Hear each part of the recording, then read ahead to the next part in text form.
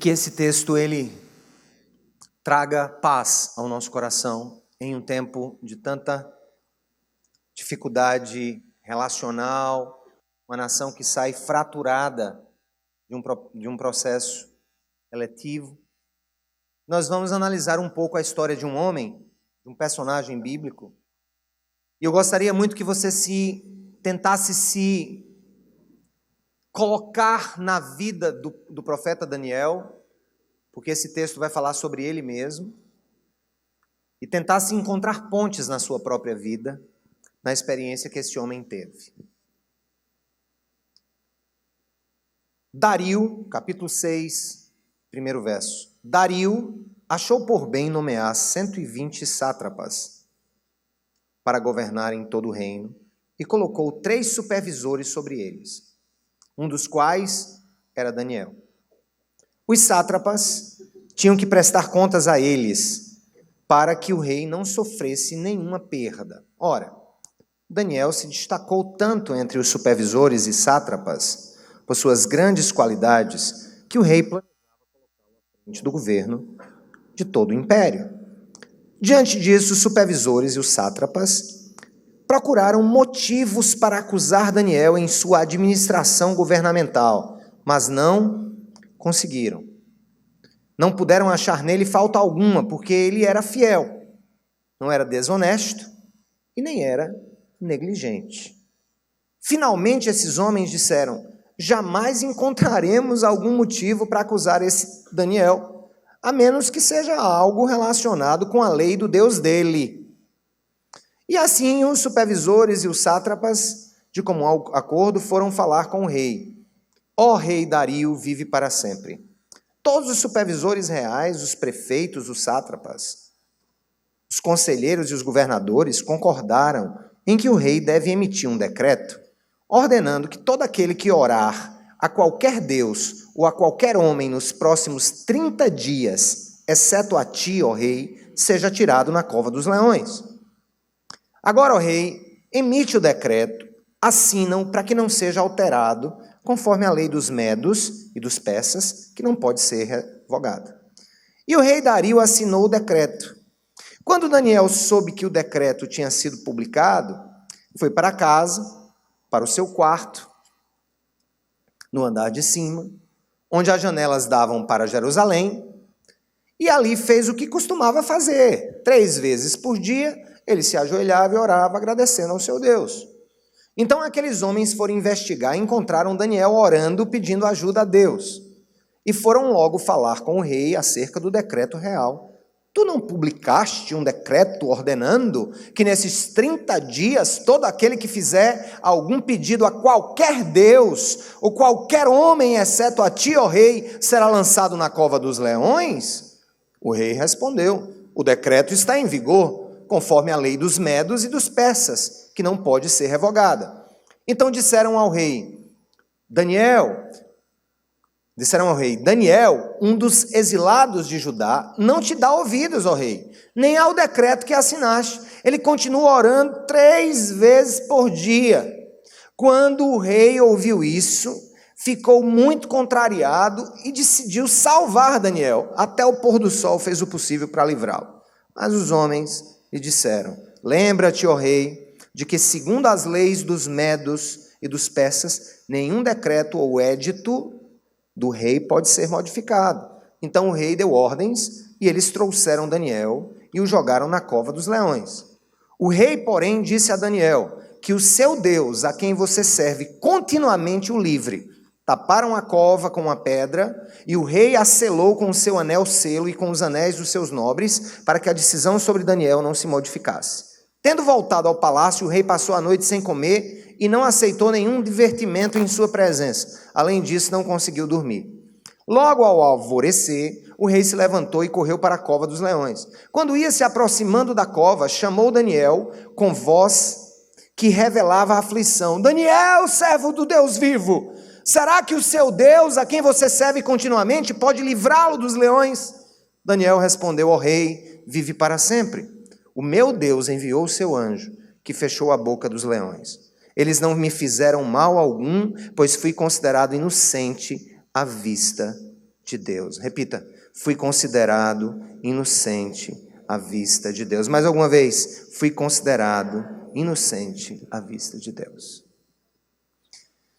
A Bíblia é um livro, gente, muito mais que uma concatenação de historinhas interessantes que estão ali justapostas. A Bíblia é um livro em que todos os seus livros desempenham um papel em uma narrativa histórica da criação, da queda, do mal moral, da redenção prometida e dessa obra que se desenha no horizonte do tempo e da história até que seja consumada pelo próprio Deus. Deus escolheu um povo. E se houver qualquer questionamento quanto a isso, a gente tem que questionar a Bíblia. Deus escolheu um povo, o povo de Israel. Não porque Israel fosse mais bonito, mais inteligente ou mais santo. O próprio Deus faz essa colocação através dos seus profetas. Mas pelo seu soberano favor. Ele escolhe uma nação, dá uma terra para essa nação, dá uma cidade capital dessa nação, Jerusalém.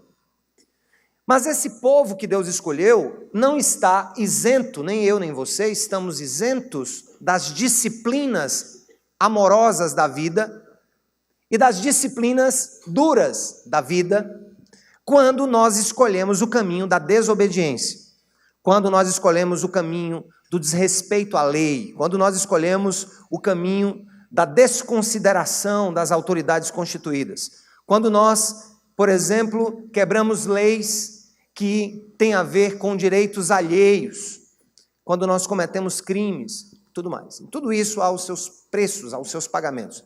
Falei ontem que a teoria política cristã, ela não vê o povo como a origem do poder, através de um contrato social, como diziam os modernos, tampouco a ideia alemã de um Estado quase que de um surgimento panteísta, mas para o cristianismo existe uma teoria política em que nós entendemos que todo poder emana de Deus e Ele o dá derivadamente ao povo para que o povo tome decisões, nem sempre corretas, é claro. E eu quero me concentrar em algo muito interessante. Daniel era um jovem, quando ele viu a dor da sua nação, ao ser a sua nação invadida por um império recém-surgido com muita força, o império da Babilônia.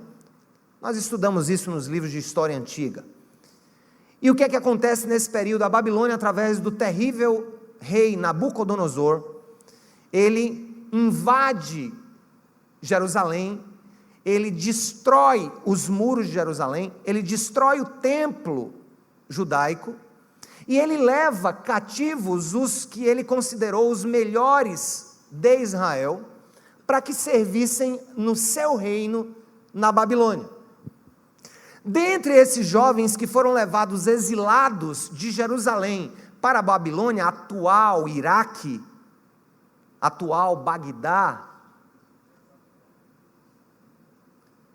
quando esse Daniel foi levado, ele foi levado exatamente pelas tropas do imperador que tornou então Israel uma província e levou os melhores lá para a Babilônia.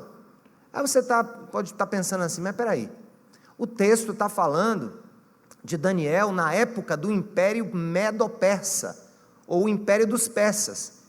É porque não vai dar para a gente ler o livro todo, mas você vai perceber que este Daniel, este jovem Daniel, que foi virtuoso em Jerusalém, debaixo do governo que ele queria estar, debaixo do governo que era o governo do seu povo, ele brilhou primeiro, depois do exílio, no exílio ele vai brilhar na Babilônia,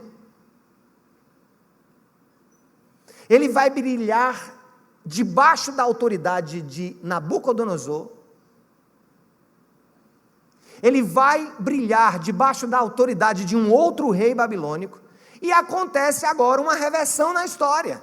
Aquele reino, Babilônia, que havia destruído ou dominado Israel, e por conseguinte Jerusalém, estava agora sendo dominado por um outro império recém-nascido com muita força, o Império Medo-Persa, que hoje é o atual Irã. Presta atenção, Irã e Iraque, vocês já ouviram falar nisso, né? O Iraque guarda a história do Império Babilônico, e o Irã guarda a história do Império Persa, tanto que são países ligados ali no Oriente Médio. Vocês sabem disso. Então, o rei Ciro, o imperador Ciro, ele invade também agora a Babilônia, domina a Babilônia, emite um decreto, inclusive, para liberar os judeus que quisessem voltar para Jerusalém. E depois dele ainda teve um outro rei com quem Daniel conviveu, o rei Dario. Então nós temos o mesmo homem debaixo de 5 governos sequenciais, o mesmo jovem debaixo do governo da autoridade de Israel, depois debaixo do governo de Nabucodonosor, Babilônia, depois debaixo do governo de Belsazar, também babilônico, depois a Babilônia é invadida pelos persas, e Daniel está ali trabalhando na corte de Ciro. Ciro morre, Daniel ainda está vivo, eu acho que já velhinho aqui, já perto já devia ter 70 anos, sei lá, 80 anos, e agora Daniel está debaixo da autoridade de um quinto imperador. Eu fico pensando, como alguém pode continuar brilhando debaixo de qualquer governo? Essa é uma pergunta que nós temos que fazer. E a primeira resposta que eu dou para vocês é que a nossa identidade não se relaciona ao lugar onde nós estamos, mas quem nós somos. Não é quem nos governa que define quem nós somos. Se você é cristão, Deus define quem você é, onde quer que você esteja, inclusive sendo gerenciado, inclusive sendo presidido, inclusive sendo dominado, se assim você preferir em algumas circunstâncias, ainda que você seja gerenciado, governado, dominado por imperadores que você não escolheu sobre a sua vida. Eu quero dizer uma coisa, para um homem e uma mulher de Deus, não importa o governo, importa quem é o Deus sobre todos os governos da terra e quem você é para Ele. Isso é muito importante, isso chama a minha atenção, porque ele passa por diversos lugares, diversos reinados e diversas nações. Gente, o cara conseguiu, no processo da vida dele, servir a Israel, servir a Babilônia e servir ao Império Medo-Persa. Olha que coisa linda! Quando esses murmurinhos começaram a surgir, eu, graças a Deus, recebi muito mais elogios do que críticas, mas também não tenho nenhum problema com as críticas. Mas uma das críticas que fizeram é o seguinte: agora você vai se tornar alguém que vai trabalhar para esse governo. Eu digo, gente, eu entrei em 1993 no serviço público, eu fui serviçal de Itamar Franco, eu trabalhei para Itamar Franco como técnico judiciário, ele era o presidente do Brasil. Quando saiu o Plano Real, a URV, quem se lembra disso? Me lembro que o meu salário mudou de vários zeros, de repente tornou-se o URV, e a gente estava ali perto de casar também, né?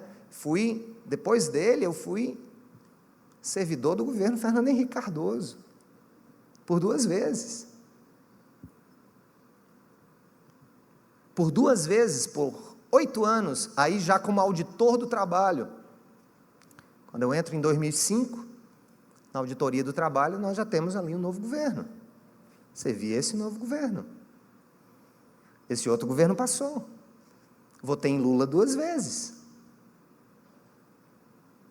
E não vou dizer que me arrependo de ter votado em Lula 2 vezes. Nem admito ser criticado, porque lá atrás votei em Lula 2 vezes. Porque ele fez grandes coisas também. Me lembro que, como funcionário público, nós vínhamos com congelamentos de salários no governo Fernando Henrique, e aquilo começou a mudar nos 2 governos de Lula. Mas também não aceitei o que o governo fez nos seus 2 mandatos, e já não votei mais no candidato dele, na candidata dele. Irmãos, Nós existimos nesse mundo para frutificar. Nós existimos nesse mundo para que a nossa identidade tenha em Cristo o seu fundamento. Mas em segundo lugar, algo muito importante tem nesse texto. Daniel foi honrado em todos os governos, porque ele honrou todos os governos. Você poderia até dizer: vocês me tiraram de Israel, meu rei está lá em Jerusalém, eu espero que se o trono dele, estou aqui a contragosto na Babilônia, não conte comigo. Você só aqui, aquele cara que vai encher o saco, que vai estar preso, que vai gritar na prisão, ou que vai, tentar emparedar o imperador, quer até ser morto por isso. Não, ele foi lá. E a segunda expressão da vida de Daniel, que tem a ver com a nossa vida, é que Daniel honrou os seus governantes, em todos os momentos em que esses governos estiveram sobre ele, e ele fez de tudo para que esses governos fossem bem-sucedidos. Eu vou dizer uma coisa para você, gente: em toda democracia nós devemos ter, sim, absolutamente, questionamentos, debates, críticas, mas eu vou dizer uma coisa para você: quando eu vejo alguém que sai perdedor e derrotado numa eleição, começando a desejar que o candidato que ganhou tenha um mau governo, para que ele possa apontar na cara dos outros e dizer assim: eu não te disse. Eu vou dizer uma coisa para você, meu irmão: eu duvido muito que você seja cristão.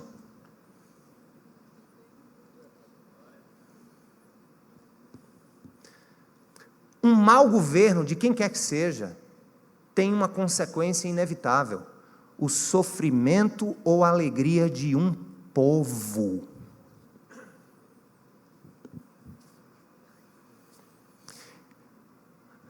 O desenvolvimento ou o sofrimento de um povo está ligado aos seus governos. É por isso que Paulo de Tarso vai dizer em Romanos 13, e ele vai dizer categoricamente que nós temos que estar ali honrando os nossos governantes. Pedro vai dizer que nós temos que orar pelos nossos governantes. Isso não é opção para o cristão. Pode ser opção para um cara do PSL, pode ser opção para um cara do PT, pode ser opção para um cara do PCdoB, mas para um cristão, orar pelos seus governantes não é absolutamente opção. Deus coloca como obrigação moral da igreja, orar por quem quer que seja, para que o futuro do Brasil, do estado da Paraíba, de João Pessoa e de todas as nações, seja promissor.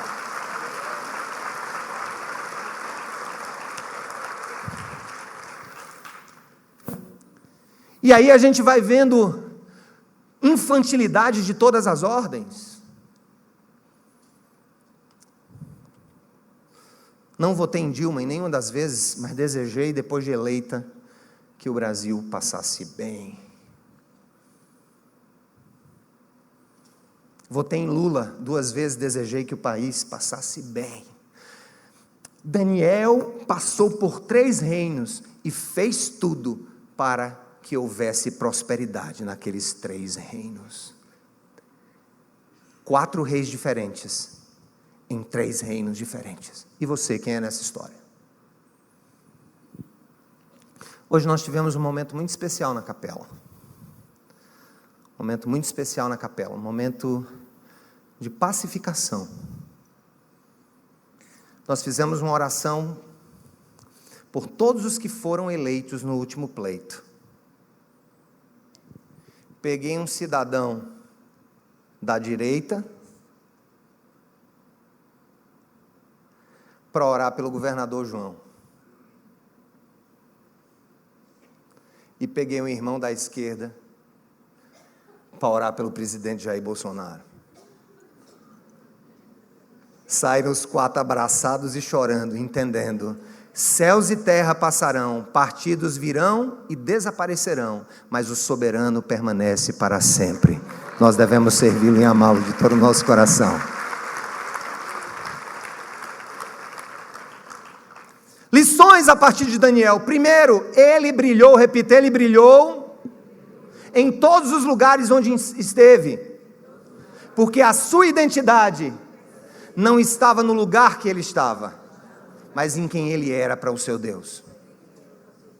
A segunda coisa, diga, Daniel prosperou em 4 reinos diferentes, em 4 reis diferentes, em 3 reinos diferentes, porque ele lutou pela prosperidade de todos eles. Essa é a nossa tarefa como brasileiros, lutar pela prosperidade do Brasil. Mas há uma outra coisa que me chama a atenção.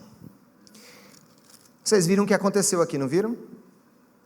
Quiseram pegar o jovem de algum jeito e não conseguiam, porque ele era honesto em tudo que ele fazia. E ele caía na graça do rei, no caso aqui, o rei Dario, caiu na graça do rei Dario, o rei era doido por ele. Gente, eu vou dizer uma coisa para você, talvez isso possa ser força de expressão, mas eu não sei se vocês já viram filmes que retratam um pouco do Império Babilônico, o Império Medo-Persa. Eu vou aconselhar um, para você ver como os caras eram bonzinhos. Assista Os 300 de Esparta, e veja como Xerxes era bondoso. Um dos reis da Pérsia. Procure saber sobre a vida de Dario, de Ciro.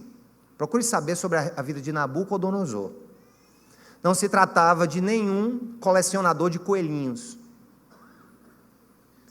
E para o cara passar a noite sem dormir, porque fez uma bobagem, devia estar cheio dos pau, quando aceitou a adoração dos seus bajuladores, porque aqueles sátrapas, na realidade eram uns trapaças, uns trapaceiros, devia estar embriagado e chegaram, olha rei, é o seguinte, eles sabiam que não tinha nada na vida pública de Daniel para questionar, sabia que não havia nada na vida privada de Daniel para questionar, então eles arrumaram um jeito para Daniel desobedecer ao seu Deus e de alguma maneira se submeter às ordens do império, naquela lei, naquele decreto imbecil.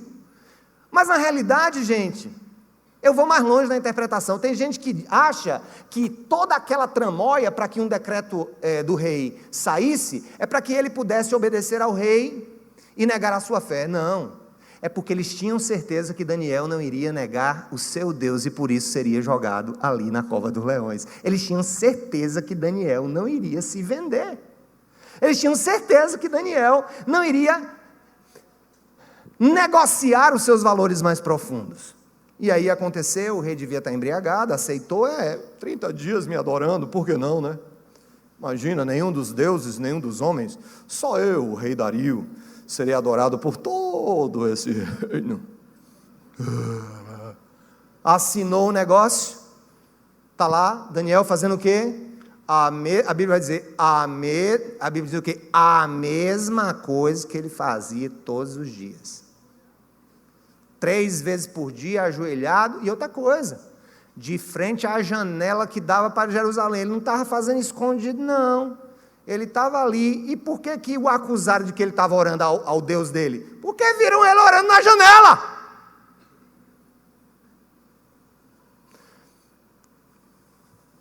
Aí vem todo um questionamento hoje sobre o Estado laico, né? O presidente orou na hora que ganhou, isso pode atrapalhar lá a cidade do Estado. Deixa eu dizer uma coisa, eu vou dar uma pequena aula para vocês, bem rapidinha, sobre a diferença de laicismo e laicidade. A laicidade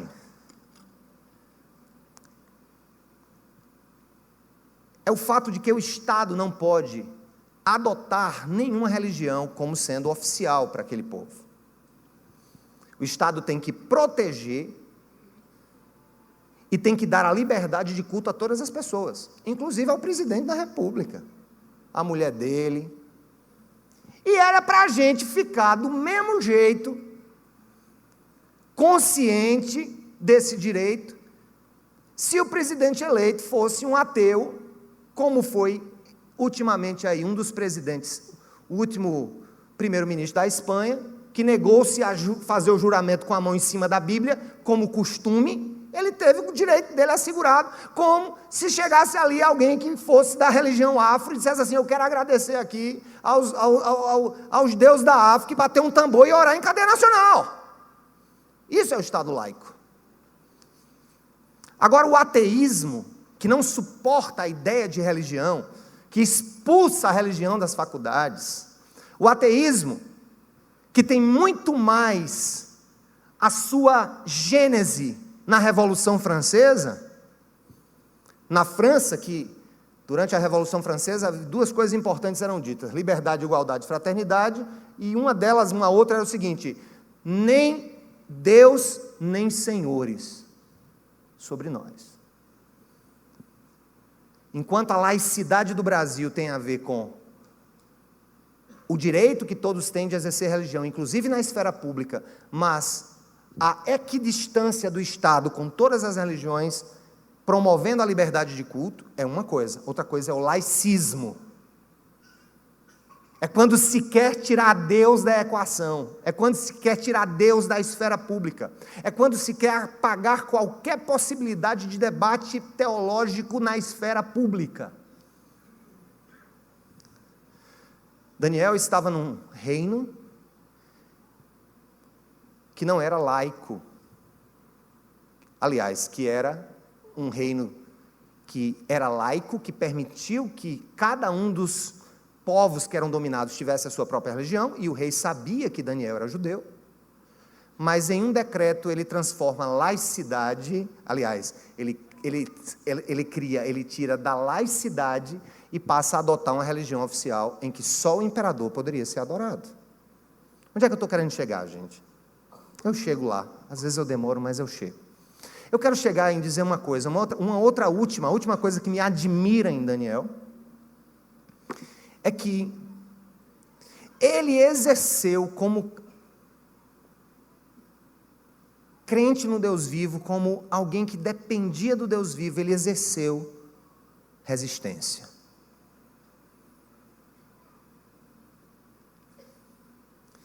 Ele realizou aqui um ato de resistência civil. Por quê? Porque ele não obedeceu à legislação, porque era contrária e fazia com que ele negasse o princípio da sua existência, que era a sua fé no Deus de Israel. Se por um lado, nós todos temos que brilhar em qualquer lugar, segundo, temos que honrar, interceder e lutar pela prosperidade de todos os lugares, independente dos seus governantes, em terceiro lugar, nós temos a obrigação de resistir ao Estado, de resistir a qualquer legislação que nos obrigue a negar a nossa fé e negar os nossos conceitos. Vou dar um exemplo para você. Espero que não aconteça. Não é obrigado no Brasil. Mas se um dia essa nação, espero que nunca aconteça, os pastores tiverem obrigação de celebrar um casamento religioso fora dos padrões monogâmicos heterossexuais da Bíblia, se houver uma lei nacional, se for Constituição brasileira, eu vou resistir a cumpri-la e sei que posso ser preso por isso.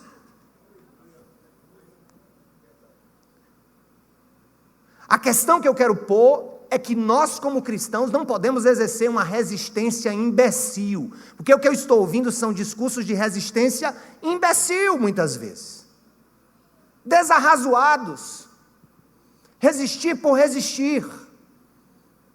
Devemos sim lutar para que aquilo que nós cremos ser o melhor para a nação seja estabelecido. Se isso implica uma previdência alterada, ou se para você a manutenção de uma previdência, lute pelos meios democráticos. Bote a boca no trombone, fale o que você quiser. Agora, o que nós não podemos é admitir uma resistência simplesmente por birra ideológica, de qualquer lado. A resistência aqui de Daniel, ela está fincada em uma única questão. Ele foi obrigado a adorar apenas a Dario, o imperador que ele conhecia e que gostava dele, e que não dormiu. O cara passou a noite sem dormir, gente. Poxa, esse menino era muito especial. Um imperador sanguinário daquele passar a noite sem dormir, porque aconteceu de Daniel cair ali nas garras daquele trap, daquela armadilha. Mas o fato é o seguinte, meus irmãos e minhas irmãs, nós estamos aqui para dizer uma coisa: como brasileiros, nós devemos seguir o exemplo de Daniel. E nós devemos resistir a tudo aquilo que nos faça negar a nossa fé. Rompa com o seu partido se ele faz você negar a sua fé. Rompa com o seu grupo econômico se ele faz com que você seja desonesto. Rompa com o seu sócio se ele quer que você cometa trambique. Rompa com qualquer sistema que te faça pecar contra não só Deus, mas desobedecer a ordem normativa do seu país. Nesse sentido, gente, nós vamos criar uma sociedade, e nós vamos, como cristãos, trazer à tona uma sociedade muito mais linda, muito mais florescida, muito mais vigorosa. Olha o nosso papel. Somos 87% dos brasileiros, dos cristãos. Dera que metade desses agissem como cristãos. E que se tivermos, gente, no Brasil, 5% de Daniéis, a nossa nação nunca mais será a mesma. Se tivermos no nosso Brasil pessoas que olhem para esse exemplo e digam: não, eu vou frutificar, estou aqui, mudou o governo, vou frutificar nesse governo, mudou o chefe, vou frutificar nesse chefe, vou me submeter em amor, vou lutar pela prosperidade da minha repartição, da minha empresa, da minha família, da minha escola, do meu bairro, da minha creche, mas resistirei a tudo aquilo que for, não só ilegal, mas também antiético, tudo aquilo que for contrário à ética do meu rei. Porque no final das contas, se toda autoridade procede de Deus, nós devemos dar honra a Ele em primeiro lugar. Devemos dar a Ele glórias em primeiro lugar.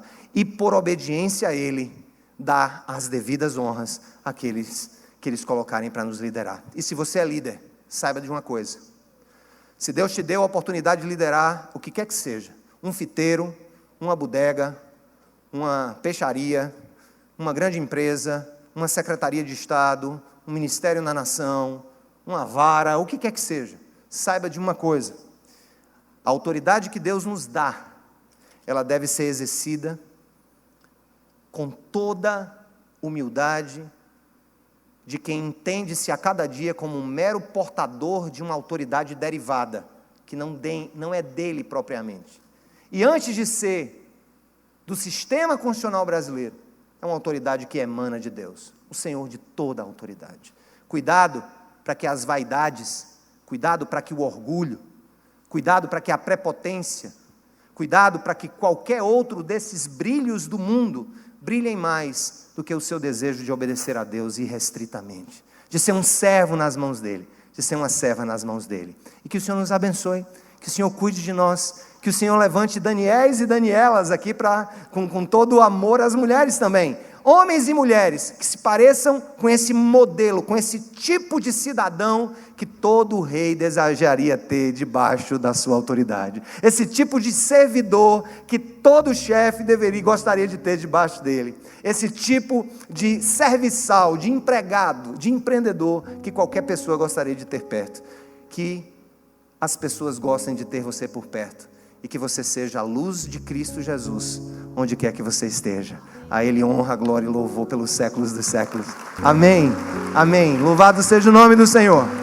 Louvado seja o nome do Senhor.